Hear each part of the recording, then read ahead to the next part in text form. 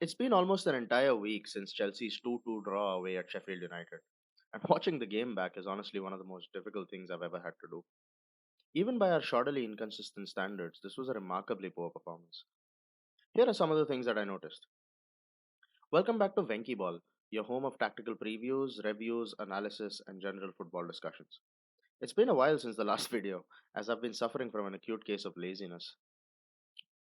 And also, the fact that my team is nearly always 10th in the league hasn't really made things easier. Chelsea went into the game at Bramall Lane last Sunday in buoyant mood after beating Manchester United 4-3 in dramatic fashion at Stamford Bridge just 3 days previously. Despite all the trials and tribulations faced by the Blues this season, a top 6 finish is still surprisingly on. A win against bottom side Sheffield United would have seen us move up to 46 points, having at least a game in hand over all the teams immediately above us. Sheffield went into this game having conceded 80 goals in 30 games. At an average of 2.6 goals let in per game, they're on course to break the Premier League record of 100 set by Swindon Town in the 93-94 campaign, at a time when each team played 42 games per season. The match looked to have only one winner, but alas, things never go the way they should with Chelsea this season. We went ahead twice, but Sheffield equalized on both occasions, with the second of those coming in the third minute of injury time at the end of the game. A deeper look into the game tells a startling tale, as if anything, it was the home side that probably deserved to win. Despite having 68% of the possession, we managed just 6 shots at the Sheffield goal, with only 3 on target. These weren't even high quality chances, as the expected goals number we accumulated in the game was a measly 0.35, over 1 less than our opponents. To put this into context, no Premier League team that has visited Bramall Lane this season has come away with fewer than 10 shots at goal. Even Brentford and Wolves, who lost in South Yorkshire, registered double digits. So, what caused this embarrassingly toothless performance? We looked tired, sloppy, and thoroughly out of ideas throughout the game. Yes, we'd played our last game less than 72 hours earlier, but so had Sheffield, who came away from an energy sapping night at Anfield empty handed on Thursday night. Chris Wilder made two changes to the team that started that day, while Mauricio Pochettino made four.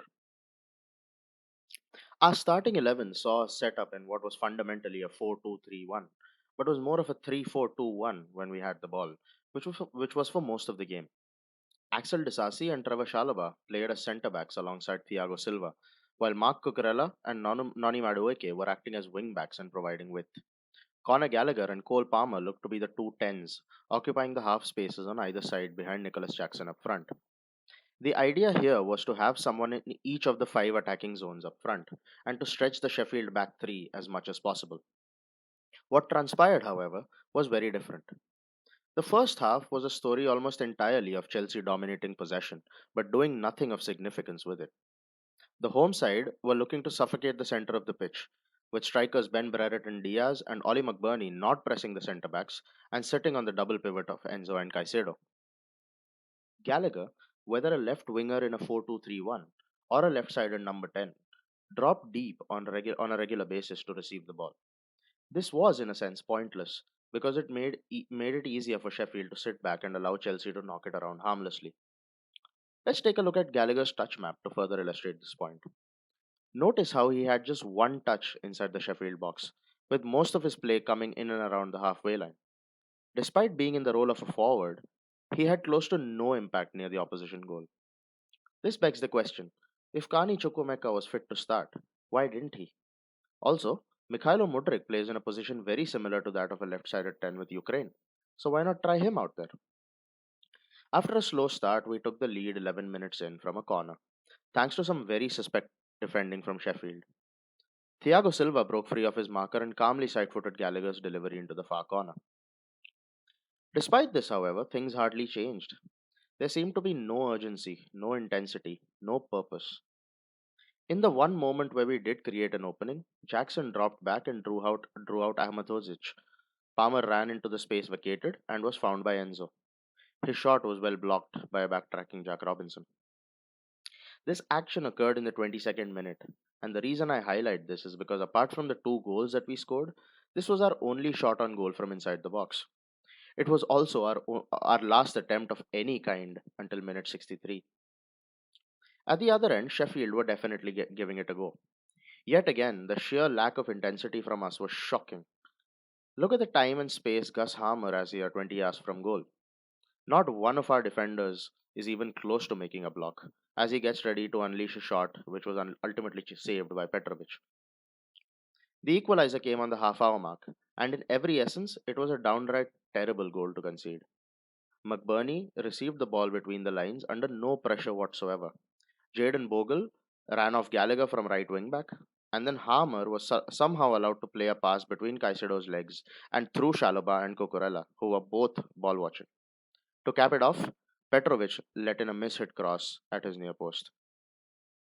The second half was a similar mess, and I'll just go over a couple of instances which highlighted the lack of organization and ideas from our side. Sheffield continued to sit in a compact 5-3-2, with emphasis on avoiding central progression. We had no idea how to play through them. There was hardly any movement from the front men, and our centre backs and double pivoter refrained from playing risky passes between the lines. Here, five Chelsea players are clumped in such a small area of the pitch, including both Enzo and Caicedo. Cucurella manages to find Jackson to hold the ball up, but notice the lack of options for the forward. Him and Palmer still manage to progress the ball with some neat interplay, but are ultimately crowded out in a 4 versus 2 situation. Defensively as well, we were all over the shop. Here's a rare occasion when Sheffield played out from the back, and all it took was one simple pass to find Oliver Arblaster in acres of space in midfield. Were we pressing in a front three? Were we pressing in a front two? I don't know. And clearly, neither did the players. Here, Cucurella is faced by Harmer, and there is absolutely no need for Gallagher to be this deep. The ball is then recycled back to Mason Holgate, the right sided centre back, who is completely unmarked while crossing to the far post. McBurney won the header, but we ultimately cleared the ball away. Noni Madueke gave us the lead again on 66 minutes with a fine solo effort, cutting in from the left and finishing high into the goal. Again, though, going ahead didn't really see us gain any sort of control. The manner in which we conceded the equalizer in the 93rd minute was as comical as it was depressing.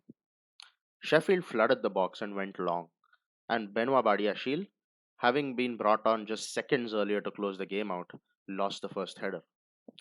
Look at this next shot, in which every single Chelsea player apart from Mikhailo Mudrik is camped inside our own box. The ball is headed away to the D, Mudrik loses his header, and then Shaloba is beaten to the ball by Cameron Archer.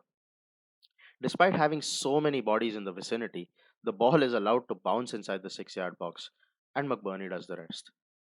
Letting in this kind of goal would be punishable even at the school level. Alright, I've hit you guys with a lot of statistics in this video already, and I'll give you another one on my way out. Against the leakiest defense in the league, our centre forward had only 3 touches in the opposition box, with every single one of them coming in the last 20 minutes of the game.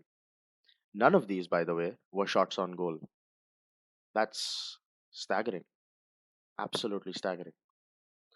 Next up for Chelsea, Everton at home on Monday night. The Toffees were handed a further 2 point deduction for breaching financial rules earlier this week. If our performance at Sheffield is anything to go by, however, Sean Dyche will know that his side won't need to do all that much to wipe that deficit away.